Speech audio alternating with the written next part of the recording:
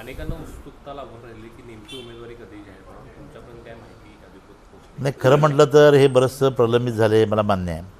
2-3 दिवसापूर्वी एकनाथ शिंदे साहेबांचा ज्यावेळी फोन आला होता त्यावेळी मी आपल्याला माहिती दिली आणि 2 दिवसामध्ये आम्ही ते जाहीर करणार असं सांगितलं. पण काल मला असं समजलं की आज शिवजयंती आहे, तिथीप्रमाणे आहे.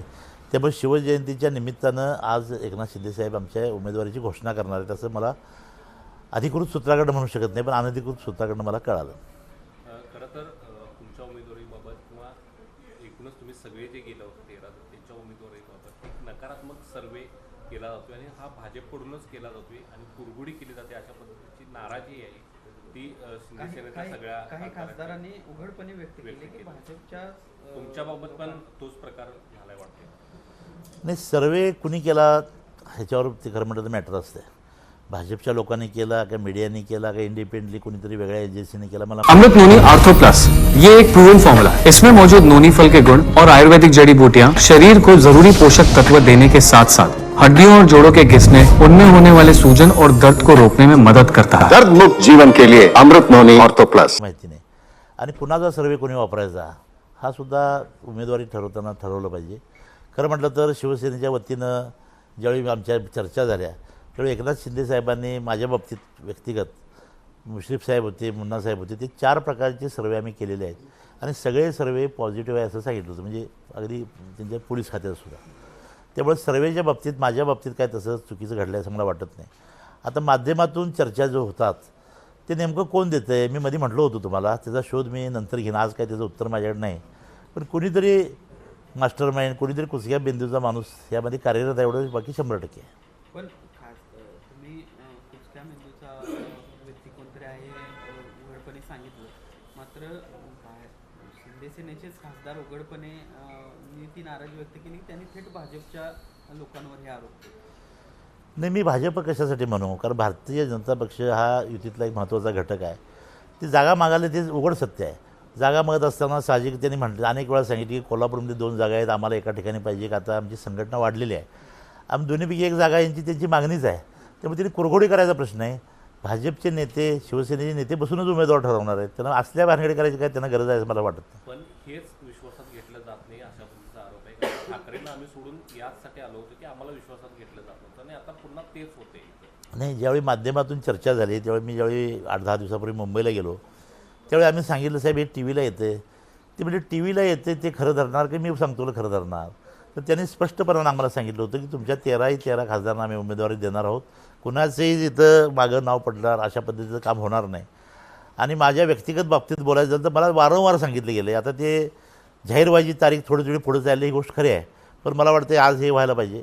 आता मी आज म्हणतो आहे म्हणजे मी इच्छुक उमेदवार विद्यमान खासदार आहे, मी काही पक्षश्रेष्ठी नाही, आणि म्हणून मला वाटतं की आज ती जाहीर करून हा विषय संपवतील.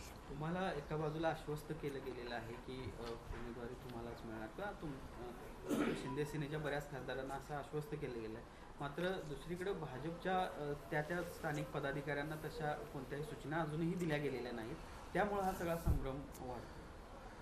नाही, तुम्ही फक्त भारतीय जनता पक्ष शिवसेना युतीबाबतच बोलावला आहे. आजसुद्धा महाविकास आघाडीची साताऱ्याची जागा, सांगलीची जागा शिवसेनेने जाहीर केली, तिथंसुद्धाही वाद आहेत, तिथंसुद्धा हे सगळं चालूच आहे. अजून वंचित आघाडी कालपर्यंत महायुतीवर होती, महाविकास आघाडीवर होती, काल त्याने त्याच्यापासून फारकत घेतलेली आहे. त्यामुळं हे 2-3 दिवस असंच चालत राहील आणि ज्यावेळी मला वाटते अंतिम दिवस कधीतरी येणार आहे, कारण निवडणुकीचा पहिला टप्पा सुरू झालेला आहे, तिथल्या उमेदवारी घोषित झालेल्या आहेत. जसं जसं काळ पुढं जाईल तशा पद्धतीनं उमेदवारी घोषित होतील आणि मला वाटते आज जाहीर व्हायला काही अडचण आहे असं मला वाटत नाही. चेतन नरके सुद्धा आज आपली उमेदवारी कोल्हापूर लोकसभा मतदारसंघातून जाहीर करतायत पत्रकार परिषद घेऊन, तर काय वाटतं, तिरंगी लढत होईल, काय चित्र असेल असं वाटतं? नाही, उमेदवारी जाहीर करून चेतन नरकेने उमेदवारी जाहीर करून 1 वर्ष झालं. ते थायलंडचा असलेला आपला अभ्यास या सगळ्या मतदारसंघामध्ये मांडणार आहे, त्यांनी कोल्हापूरचा विकास करणार आहेत. आता त्यांचे प्रत्यक्षामध्ये मत काय मी कधी ऐकलेलं नाही, लांबून ऐकलेलं मी आपल्याला बोलतो आहे. आणि मग उमेदवार घोषित करून उमेदवारी नुसती चालत नाही, तर उमेदवारीचा त्यासाठी फॉर्म भरायला लागतो आहे. मला वाटतं उमेदवारीचा फॉर्म भरल्यानंतर मी खऱ्या अर्थाने त्यांना उमेदवार मानेन.